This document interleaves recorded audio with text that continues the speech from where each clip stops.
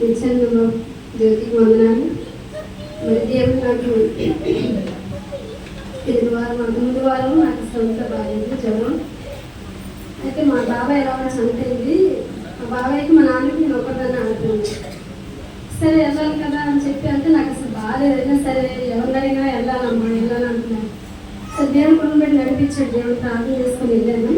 వాళ్ళకి మంచి విగ్రహాలు అందరూ. అయితే విగ్రహాలు అయితే మరి అక్కడికి వెళ్ళాక వాళ్ళు ఏదైనా చేయమంటే నాకు నేను చేయకూడదు కదా ప్రభు అనుకొని ఊరికి ఉన్న సైలెంట్గా. అయితే ఆడపిల్ల కదమ్మా నూనెనే పోయారు కదా నెత్తి మీద అంటున్నారు. ప్రభు నేను చేయకూడదు కదా అని ఏం అంటున్నారు. ఒకవేళ మాకు ఆడపిల్ల పోయాను అంటున్నారు. ప్రభు మరి నేను చేస్తున్నాను ఎవరైనా రాకూడదు. అప్పటికి నేను 40 రోజులు ఉపాస ప్రార్థన చేస్తున్నాను. అంటే నాకు ఎలా చేయడం కూడా తెలియదు. 40 రోజులు నేను ఎప్పుడు లేను. అయితే సన్నిధికి మాత్రం వెళ్ళి ప్రార్థన చేసుకునేదాన్ని ఎప్పుడు. అంతే తప్ప నా ఉపాసన నేను ఎప్పుడు లేదు. అయితే ఆ తల మీద కొంచెం నూనె పెట్టాను. పెట్టే కూడా నేనేం చెప్పినా చేయలేదు. నేను అదే తప్పు చేశాను నేనేం చేయలేదు.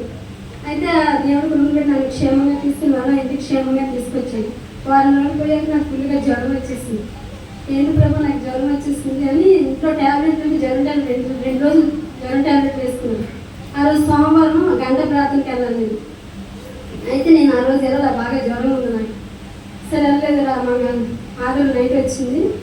నేను 30 రోజులు అయితే మామూలుగా టిఫిన్ అది చేసేసాను. 10 రోజులు మాత్రం 3 వరకు ఏమీ తినకన్నా దేవుని అందించేటట్టు నేను అనుకునేదాన్ని. ప్రభు అది అయిపోయిన తర్వాత కూడా నాకు బలహీనత రాకూడదు అయినా మన నాకు బలహీనత వస్తే నేను ఎలా పనికి పెంచుకోవాలి కదా అని చెప్పి దేవుని అడిగేదాన్ని ప్రతిరోజు. అయితే సోమవారం గంట ప్రార్థనకి వెళ్ళలేదు. మంగళవారం మేము బాబును జ్యోతి ప్రార్థనకు వచ్చినాడు. మా తోడుకోండి కనిపించి నాన్న మనకి బాగాలేదు బాబు కొంచెం ప్రార్థించండి వెళ్ళాలని అంటే అది బాగా ఎండగా ఉందని ఇక్కడ చేశారు. ఇంటికి రాను. తెల్లారి బుధవారం నేను నాకు ఉండదు కాబట్టి దేవుడు సంతికి వెళ్ళిపోవాలి ప్రార్థన చేసుకోవాలని మంగళవారమే మా పిల్లలిద్దరూ కలిపి మరి వెంకటమ్మ మా ఇంటి పక్కన అమ్మాయి కూడా హాస్పిటల్కి వస్తే ఊరుకోనని తీసుకెళ్ళి హాస్పిటల్ చూపించారు. ఆయన జ్వరం ఉందామని చెప్పారు. దేవుడి కొప్పులు పెట్టి ప్రార్థన చేసుకున్నాము. పిల్లలు ప్రార్థన చేశారు. మరి ఇంటికి వచ్చాడు. దేవుడు ఆ రాత్రి అంతా తగ్గిన జ్వరం. తెల్లారితే బుధవారం ప్రార్థనకి వెళ్ళాను. ప్రార్థన చేసుకున్నాం కానీ కూర్చోలేకపోతుంది. సరే నేను ఇంటికి వెళ్ళిపోతానంటే ఇంకా నిత్యానంద బాబు వచ్చినప్పుడు చెప్పారంట అన్నమ్మని వచ్చింది వెళ్ళిందని అసలు బాగాలేదు బాబు అంటే బాబు ఫోన్ చేశారు నాకు. అమ్మ నేను ఇంటికి వస్తున్నానంటే సరే రెడ్డి బాబు అంటే వచ్చారు. నేను పైన పట్టుకుని వచ్చి ప్రార్థన చేశాను. కిందకి వచ్చి నిత్యానంద బాబు ప్రార్థన చేశాక దేవుడు స్వస్థపరిచాడు. ఆ పెద్ద అమ్మాయికి జ్వరం ఆ దేవుడు పెట్టి తను కూడా స్వస్థపరిచాడు.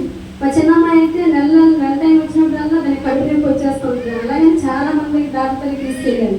వాళ్ళు అంటున్నారు 100 మందిలో ఒకరికి వస్తుంది 1000 మందిలో ఒకరికి ఎలా వస్తుందమ్మా ఈ అమ్మాయి తినక బలహీనత పెట్టి అది నొప్పి తట్టుకోలేకపోతున్నా అంటుంది. దేవుడి గురించి పెట్టి ప్రతి నెల అట్లనే జరుగుతుంది. 1 నెల అయితే మరీ సీరియస్ చేసేస్తుంది అనమాట. రాత్రి తెల్లారంతా 10 వాంతుల దాకా అయిపోయినాయి. నైట్ అసలు కాళ్ళు చేతులు తిమ్మిళ్ళు వచ్చేసి నేను తట్టుకోలేకపోతున్నాను. మళ్ళీ హాస్పిటల్ తీసుకెళ్ళి ఒక ఇంజక్షన్ చేసే ట్యాబ్లెట్ ఇచ్చి అయినా తగ్గలేదు. కళ్ళు తేలేసేసి అలా అయిపోతుంటే ఆ రోజు వెళ్ళి సోమవారం ఇక్కడ ప్రార్థనకు వచ్చాను. నాకు ఎండదెబ్బ తెలిసి నాకు నిద్ర పట్టేసింది. అసలు ఏమైందో పిల్లకుండా నాకు తెలియదు. మా తోడుకోవడం త్వరగా ఆ పెద్ద అమ్మాయి అలా అని కూడా వచ్చి హాస్పిటల్ దగ్గరికి వచ్చి చూసి మందులు చెప్పి తీసుకొని మందులు తెచ్చాడు. వెంటనే అమ్మాయి అరిసిందంట ఏంటి పిల్లలు అలా వదిలేశారని కూడా ఆయన వచ్చి తీసుకొని తీసుకున్నాను. అయినా నైట్ అసలు చాలా సీరియస్ అయిపోయింది. అది తెలిసిన డాక్టర్ గారు ఒక తీసుకొచ్చి సెలైన్ పెట్టించారు. అది ఎప్పుడు పెట్టారో ఎలా ఉందో నాకు అసలు తెలియదు. నేను నిద్ర పట్టిస్తున్నాను. పట్టేసిన తర్వాత నైట్ 2 అయింది. మా తోడుకోలేము మా కృప మా వెళ్ళ తర్వాత వెంటనే అమ్మాయి ముగ్గురు కలిసి లాన్న కాసేపు ఉండి అలా వెళ్ళిపోయాడు. ఈ తెల్లారి 2 వరకు ఉండి ప్రార్థన చేశాను. ప్రభా మరి అమ్మాయి అసలు సెలైన్ పెట్టడం బాగాలేదు. కళ్ళు తేలేసేస్తుంది. ఏంటి ప్రభా సెలైన్ పెట్టడం తగలేదని చెప్పి నలుగురు కలిసి నుంచి ప్రార్థన చేసి మా తోడుకొని త్వరగా నేను సాక్ష్యం చెప్తాను. ప్రతి నెల అయితే ఎలా ప్రభా అని అడిగి ఏడ్చి ప్రార్థన చేస్తాను. నిజం దేవుడు గొప్ప కార్యం చేశాడు రాత్రి. మరి డాక్టర్ మూలన్నా సెలైన్ వెళ్ళలేదు దానికి స్వస్థత రాలేదు. కానీ దేవుడు ఒకటే మాకు సహాయం చేస్తున్నాడు. ఆయన మూలనే స్వస్థత వచ్చినప్పటికీ మరి ప్రతి నెల రాకన్నా ప్రార్థించండి. మరి నిజంగా నా పట్ల 2 సంవత్సరాలు దేవుడిని పోషింపు చేస్తానంటే కేవలం ఆయన కృపే. నేను ఎవరి దగ్గర భిక్ష ఎత్తలేదు. ఎవరిని అడగదు. చెప్తున్నాడు దేవుడు వాక్యం ఎవరిని అడగ నేను పోషింపు చేస్తున్నాడు. నిజంగా దేవుడు నన్ను పోషింపు చేస్తున్నాడు. మరి నేను ఒకరికి ఇచ్చేవాళ్ళు నన్ను ఇస్తున్నారు. ఒక్కరు ఎవరి దగ్గర అప్పు చేసుకున్నాను. నాకు నన్ను దేవుడు వచ్చలేదు. నా కుటుంబం కొరికి నా బిడ్డ మా పెద్ద చదువు అయితే అయిపోయింది. జాబ్ లేదు. కోసం ప్రార్థన చేయండి. మరి మెట్ల దేవుని కలిసి వచ్చారు వివాహాల గురించి ప్రార్థన చేయండి. మరి దేవుడు మా కుటుంబం కూడా కట్టేటట్టు మా భర్త కోసం మా కుటుంబం గురించి ప్రార్థించండి. నాకు అనారోగ్యం కూడా నాకు నడువులేక వస్తున్నారు. నిజంగా దేవుడు చెంబు నేను కూడా మొయ్యొద్దు అన్నాడు. దేవుడు నన్ను తీసుకెళ్ళి పని చేయించి ప్రతిరోజు అడుగుతారు, నాతో వస్తాను చేస్తాను